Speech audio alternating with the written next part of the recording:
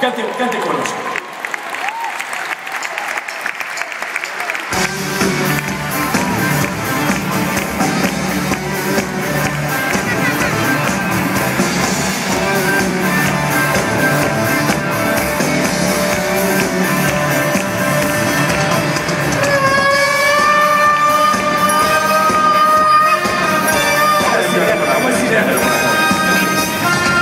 Segunda-feira, o mundo rendeu-se ao culto da bandeira.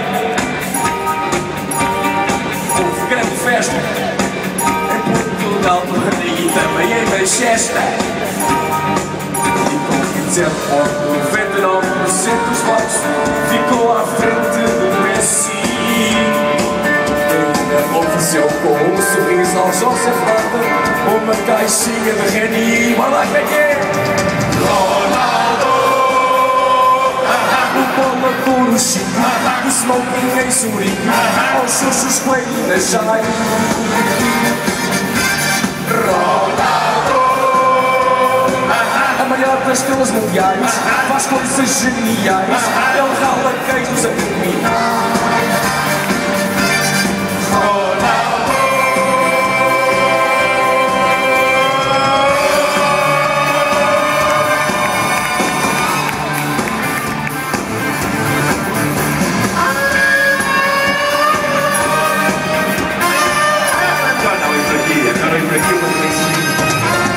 Assim acaba o ciclo do rapaz vestido de beterraba.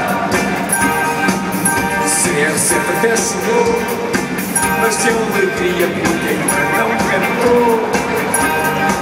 Je suis de CCD parce que Cristiano a ganhou, diz Platini num tom solene.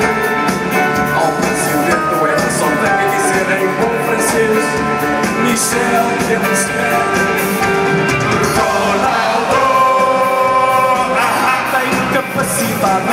Desde ter idade e tem cabelo sem velocidade. Ronaldo é o melhor dos jogadores, ainda tem calor, é o orgulho da Salvador. Ronaldo, com o mundo a seus pés, gritamos mais uma vez: o melhor do mundo é português.